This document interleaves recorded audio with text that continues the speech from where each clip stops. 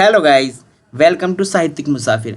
तो आज की अपनी इस वीडियो में हम पढ़ेंगे यूजीसी नेट पाठ्यक्रम में लगी कहानी चीफ की दावत, जिसके रचनाकार हैं भीष्म साहनी। इसकी पिछली वीडियो में हमने भीष्म साहनी का जीवन परिचय देखा था। तो शुरू करते हैं इस कहानी को। आज मिस्टर सामनाथ के घर चीफ की दावत है। मिस्टर सामनाथ कौन है? इस कहानी के प्रमुख पात्र, ठीक है। उनका जिक्र आया है, नाम को नोट करते हुए चलिएगा। और सामनाथ और उनकी धर्म पत्नी को पसीना पोंछने की फुर्सत न थी। पत्नी ड्रेसिंग गाउन पहने, उलझे हुए बालों का जूड़ा बनाए, मुंह पर फैली हुई सुर्खी और पाउडर को मले, और मिस्टर सामनाथ सिगरेट पर सिगरेट फूंकते हुए चीज़ों की फहरिस्त हाथ में थामे एक कमरे से दूसरे कमरे में आ जा रहे थे। देखिए, जिन जिन चीज़ों का जिक्र है उन चीज़ों को हाईलाइट कर दिया गया है और इनको नोट करते हुए चलिएगा। उनकी पत्नी ने क्या पहना था? गाउन, ड्रेसिंग गाउन पहना था, ठीक है। उनके उलझे हुए बाल थे और जूड़ा बनाए हुए, मुंह पर फैली हुई सुर्खी को पाउडर का मले हुए, ठीक है। आखिर 5 बजते बजते तैयारी मुकम्मल होने लगी, ठीक है। कुर्सियाँ, मेज, तिपाइयाँ, नैपकिन, फूल सब बरामदे में पहुंच गए। ड्रिंक का इंतजाम बैठक में कर दिया गया। किसका इंतजाम किया? ड्रिंक का इंतजाम। देखिए, प्रश्न बन सकता है कि ड्रिंक का इंतजाम कहाँ पर किया गया? तो बरामदे में, ठीक है। और किन किन चीज़ों का जिक्र आया? कुर्सियाँ, मेज, तिपाइयाँ, नैपकिन और फूलों का जिक्र आया, ठीक है। और कितने बजे तक तैयारी मुकम्मल हो गई? 5 बजे तक। अब घर पर फालतू सामान अलमारियों के पीछे और पलंगों के नीचे छिपाने जाने लगा। अभी शामनाथ के सामने सहसा एक अड़चन खड़ी हो गई। माँ का क्या होगा? इस बात की ओर न उनका और न उनकी कुशल गृहिणी का ध्यान था। मिस्टर सामनाथ श्रीमती की ओर घूमकर अंग्रेजी में बोले, माँ का क्या होगा? श्रीमती काम करते करते ठहर गईं और थोड़ी देर तक सोचने के बाद बोली, इन्हें पिछवाड़े इनकी सहेली के घर भेज दो। रात भर बेशक वहीं रहे, कल आ जाएं। सामनाथ सिगरेट मुंह में रखे सिकुड़ी हुई आंखों से श्रीमती के चेहरे की ओर देखते हुए पल भर सोचते रहे, फिर सिर हिलाकर बोले, नहीं, मैं नहीं चाहता कि उस बुढ़िया का आना जाना यहाँ फिर से शुरू हो। पहले ही बड़ी मुश्किल से बंद किया था। माँ से कहें कि जल्दी ही खाना खा के शाम को अपनी कोठरी में चली जाएं।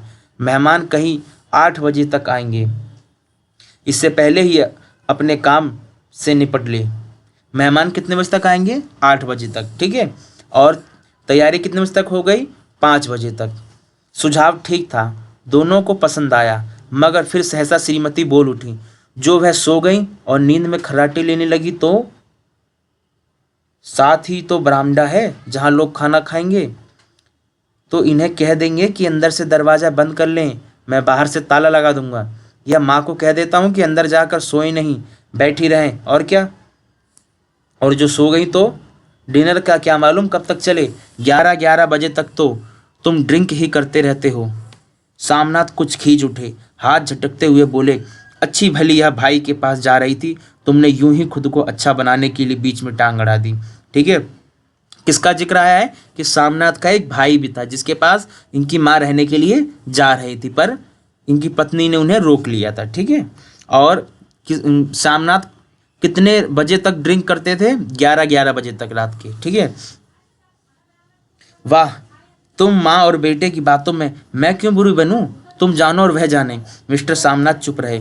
यह मौका बहस का ना था, समस्या का हल ढूंढने का था। उन्होंने घूमकर माँ की कोठरी की ओर देखा। कोठरी का दरवाज़ा बरामदे में खुलता था। कोठरी का दरवाज़ा कहाँ खुलता था? माँ की कोठरी का बरामदे में सीधा। और बरामदे में इन्होंने ड्रिंक का इंतजाम किया था। बरामदे की ओर देखते हुए झट से बोले, मैंने सोच लिया है। और उन्हीं कदमों से माँ की कोठरी के बाहर जा खड़े हुए।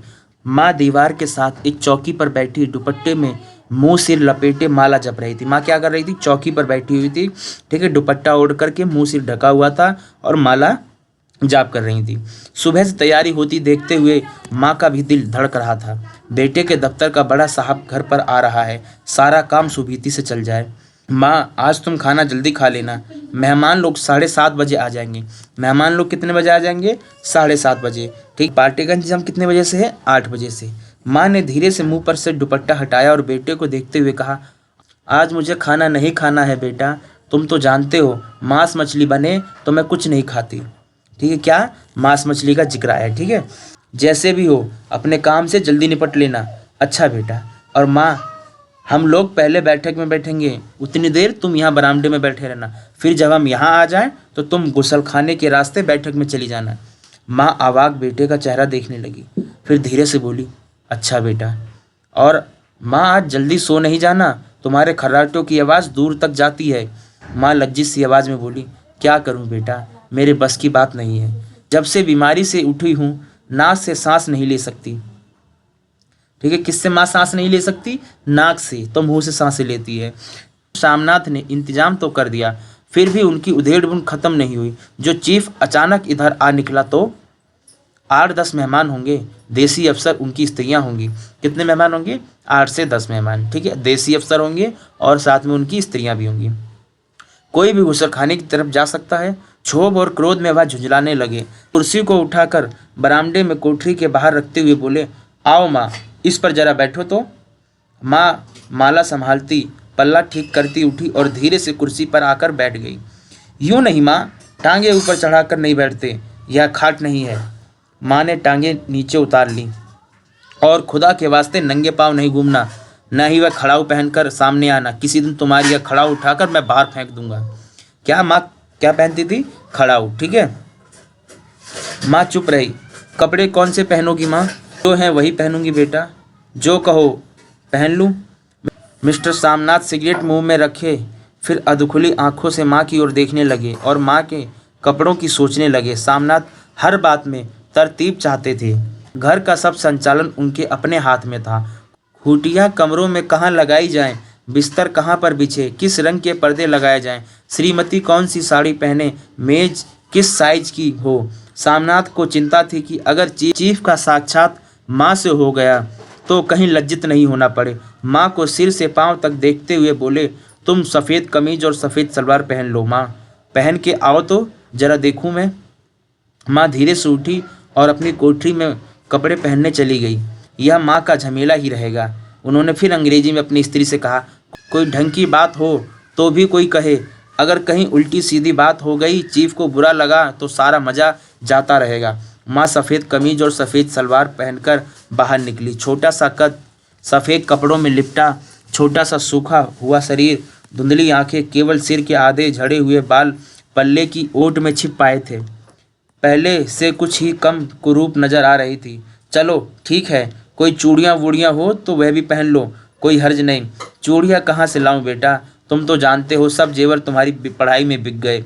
यह वाक्य सामनाथ को तीर की तरह लगा। तिनक कर बोले, यह कौन सा राग छेड़ दिया माँ, सीधा कह दो नहीं है जेवर, बस इससे पढ़ाई वढ़ाई का क्या ताल्लुक। जो जेवर बिके तो कुछ बनकर ही आया हूँ, निरा लंडूरा तो नहीं लौट आया। जितना दिया है उससे दुगना ले लेना।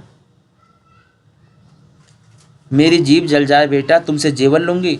मेरे मुंह से यूं ही निकल गया, जो होते तो लाख बार पहनती। 5:30 बज चुके थे। अभी मिस्टर सामनाथ को खुद भी नहा धोकर तैयार होना था। श्रीमती कब की अपने कमरे में जा चुकी थी। सामनाथ जाते हुए एक बार फिर माँ को हिदायत करते गए, माँ रोज की तरह गुमसुम बन के नहीं बैठी रहना। अगर साहब इधर आ निकले और कोई बात पूछे तो ठीक तरह से बात का जवाब देना। मैं न पढ़ी न लिखी बेटा, मैं क्या बात करूँगी। तुम कह देना माँ अनपढ़ है, कुछ जानती समझती नहीं, वह नहीं पूछेगा। 7 बजते बजते माँ का दिल धक धक करने लगा। अगर चीफ सामने आ गया और उसने कुछ पूछा तो वह क्या जवाब देंगी। अंग्रेज को तो दूर से ही देखकर घबरा उठती थी। यह तो अमेरिकी है, ना मालूम क्या पूछे। अफसर कौन सा था? अमेरिका का अफसर था। ठीक है, अंग्रेज नहीं था। ना मालूम क्या पूछे, मैं क्या कहूँगी। माँ का जी चाहा कि चुपचाप पिछवाड़े विधवा सहेली के घर चली जाऊँ।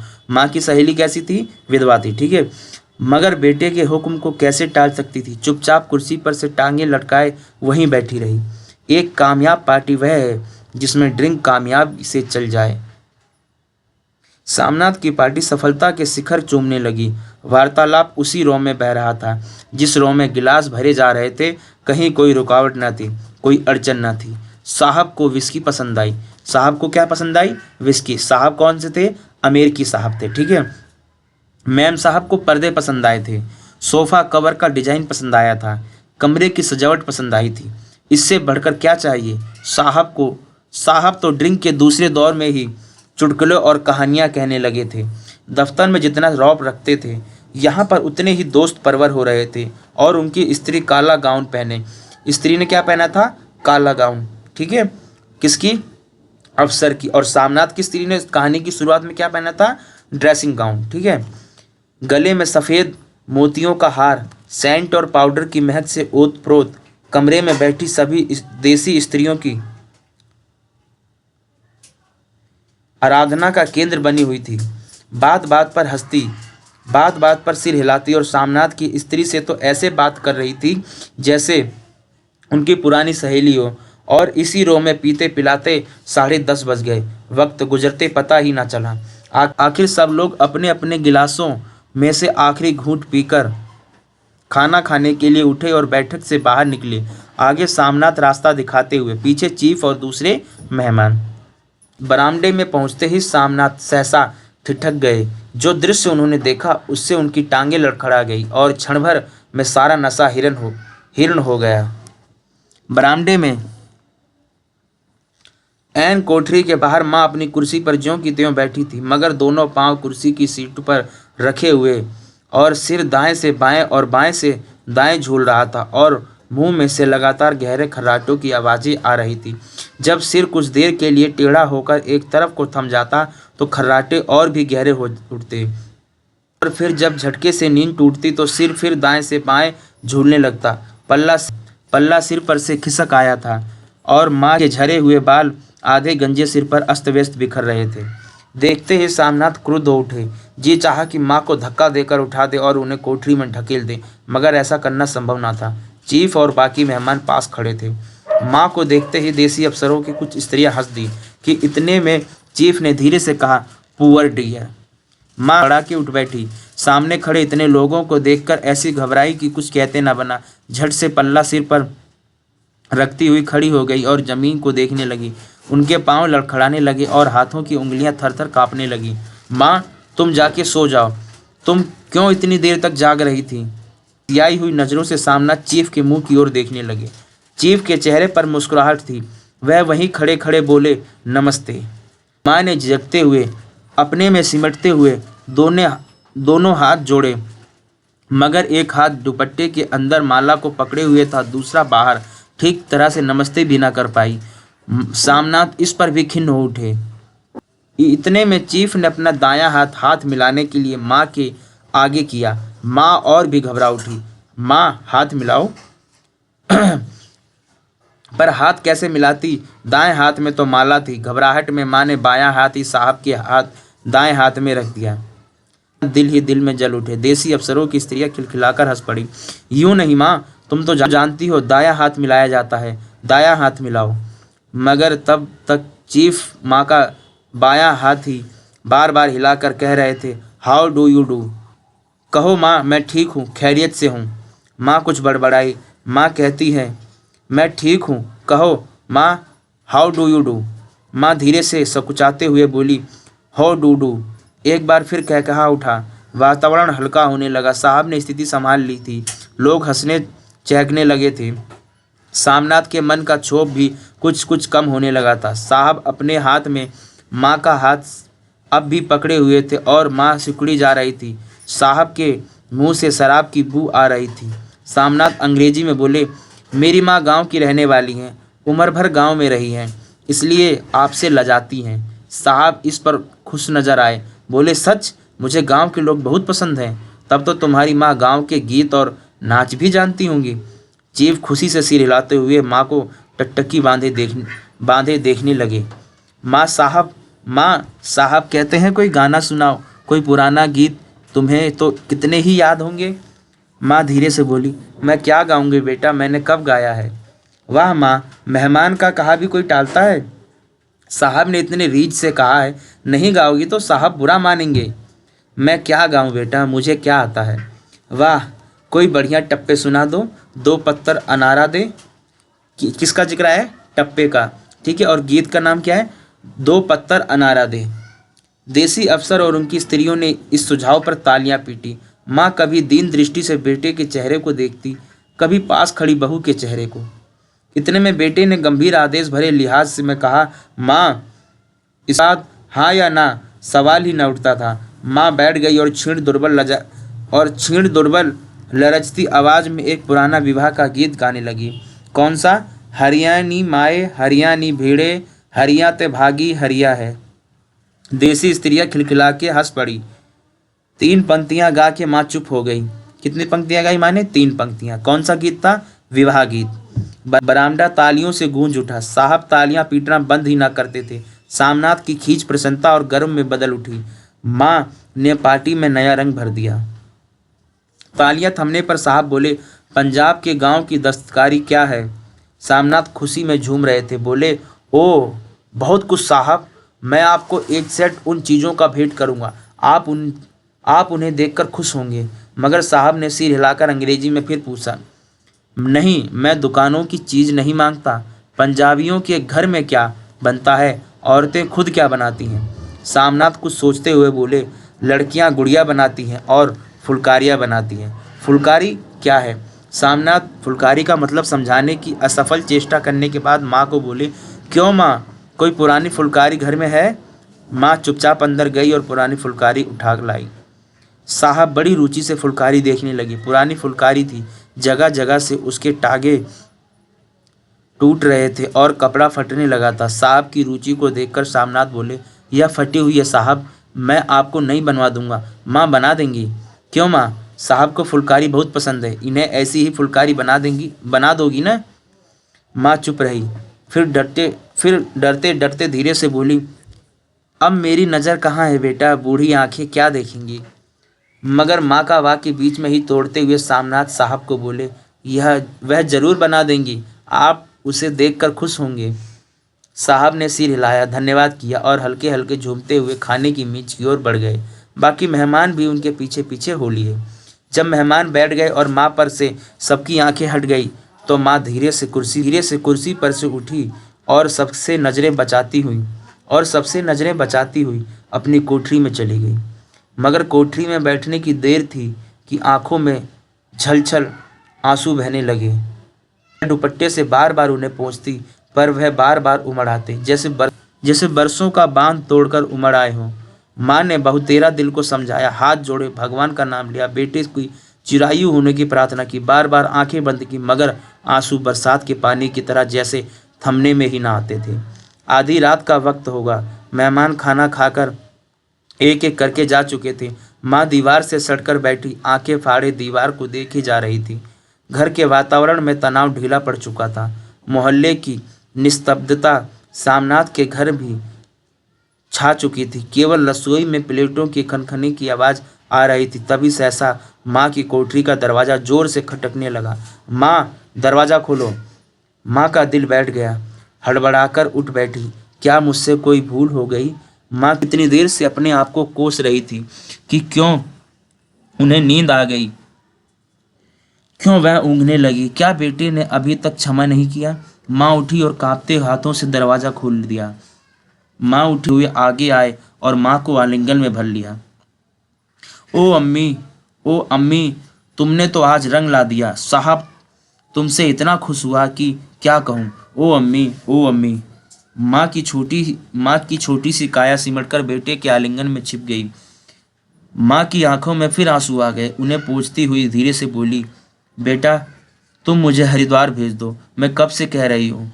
सामनाथ का झूमना सहसा बंद हो गया और उनकी पेशानी पर फिर तनाव के बल पड़ने लगे। क्या कहा माँ? यह कौन सा राग तुमने फिर छेड़ दिया? सामनाथ का क्रोध बढ़ने लगा। बोलते गए, तुम मुझे बदनाम करना चाहती हो ताकि दुनिया कहे कि बेटा माँ को अपने पास नहीं रख सकता? नहीं बेटा, अब तुम अपनी बहू के साथ जैसा मन चाहे रहो। मैंने अपना खा पहन लिया, अब मैं यहाँ क्या करूँगी? जो थोड़े दिन जिंदगानी के बाकी हैं भगवान का नाम लूँगी। तुम मुझे हरिद्वार भेज दो।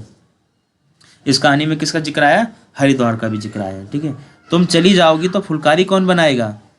साहब से तुम्हारे सामने ही फुलकारी देने का इकरार किया है। मेरी आंखें अब नहीं है बेटा जो फुलकारी बना सकूं। तुम कहीं से बनवा लो, बनी बनाई ले लो। माँ, तुम मुझे धोखा दे के यूं चली जाओगी, मेरा बनता काम बिगाड़ोगी। जानती नहीं साहब खुश होगा तो मुझे तरक्की मिलेगी। माँ चुप हो गई, फिर बेटे के मुंह की ओर देखते हुए बोली, क्या तेरी तरक्की होगी? क्या साहब तेरी तरक्की कर देगा? क्या उसने कुछ कहा? कहा नहीं, मगर देखती नहीं कितना खुश गया है, कहता था जब तेरी माँ फुलकारी बनाना शुरू करेंगी तो मैं देखने आऊँगा कि कैसे बनाती हैं। जो साहब खुश हो गया तो मुझे इससे बड़ी नौकरी भी मिल सकती है, मैं बड़ा अफसर बन सकता हूँ। माँ के चेहरे का रंग बदलने लगा, धीरे धीरे उनका झुर्रियों भरा मुंह खिलने लगा, आंखों में हल्की हल्की चमक आने लगी। तो तेरी तरक्की होगी बेटा, तरक्की यूं ही हो जाएगी। साहब को खुश रखूंगा तो कुछ करेगा, वरना उनकी खिदमत करने वाले और थोड़े हैं। बना दूंगी बेटा, जैसे बन पड़ेगा बना दूंगी। और माँ दिल ही दिल में फिर बेटे के उज्जवल भविष्य की कामना करने लगी। और मिस्टर श्यामनाथ, अब सो जाओ, माँ कहते हुए तनिक लड़खड़ाते हुए अपने कमरे की ओर घूम गए।